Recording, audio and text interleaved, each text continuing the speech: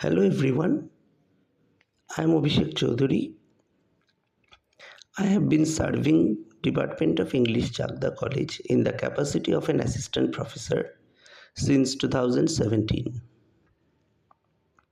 Today I am going to talk about Flecknoe by John Dryden.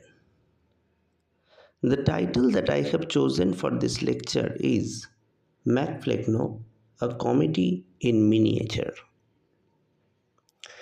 In the discourse concerning the origin and progress of satire, Dryden writes how easy it is to call rogue and villain, and that wittily, but how hard to make a man appear a fool, a blockhead, or a knave without using any of those opprobrious terms. Yet there is still a vast difference betwixt the slovenly butchering of a man and the fineness of a stroke that separates the head from the body and leaves it standing in its place. Art lies in concealing art, and a born artist, Dryden, naturally applies the second theory to construct the first successful specimen of English mock heroic poetry, Flecknoe. The poem takes as its subject two poets, the Irish poet priest Richard Flecknoe and Dryden's contemporary Thomas Shadwell, and satirizes them. But the Veronian satire that verges on a vituperative personal attack remains within the boundary of a decency, primarily because of Dryden's superb utilization of his comic imagination. Ian Jack, an eminent critic of modern times, has discovered a hidden treasure in this restoration classic. Flecknoe, as suggested by him, is not only a satire, it is a comedy in miniature. And indeed, even though a poem with its dramatic characterization of Shadwell, plot of royal coronation, and action tied with law of causality and suspense, it does impress us as a drama written in the form of poetry. The poem begins with a serious aphoristic tone which effectively serves as a prologue. All human things are subject to decay, and when fate summons, monarchs must obey. This Flecknoe found, who, like Augustus Young, was called to empire and had governed long. In prose and verse was owned without dispute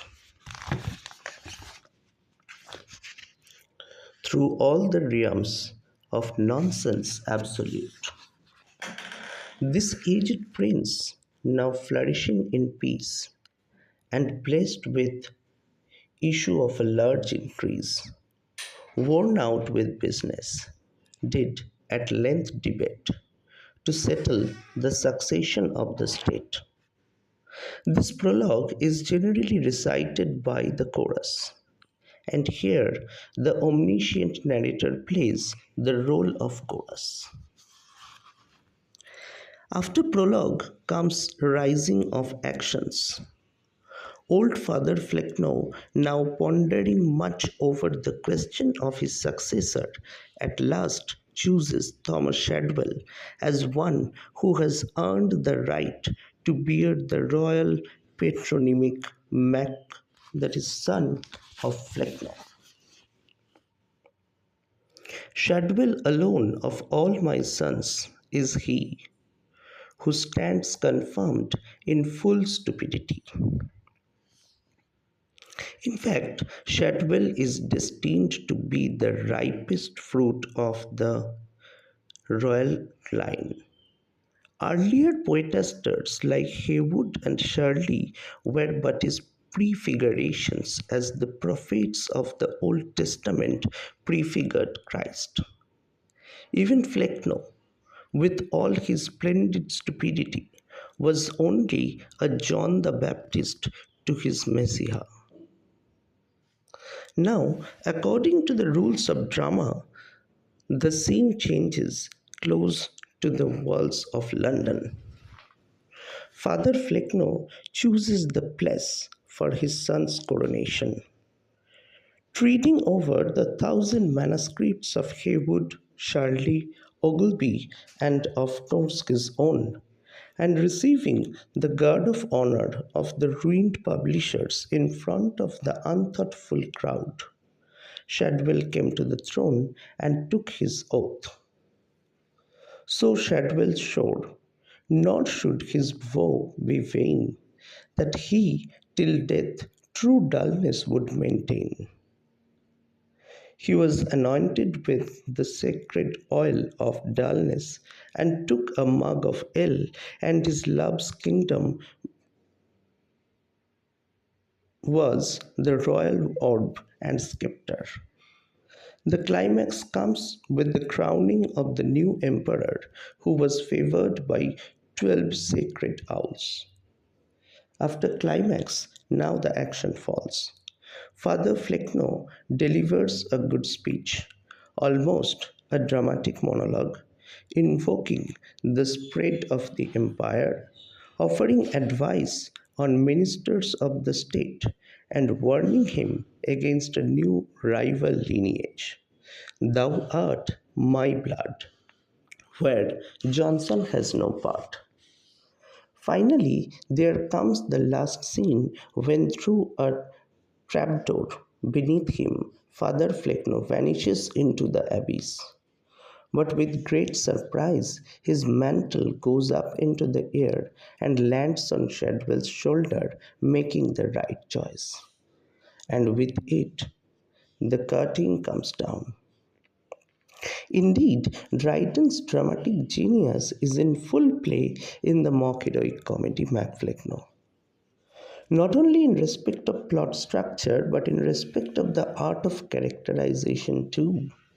Dryden, the poet, marches with Dryden, the playwright. And we must say that in both the cases, his comic imagination is splendid. Dryden never intends to portray Shadwell as a great poet.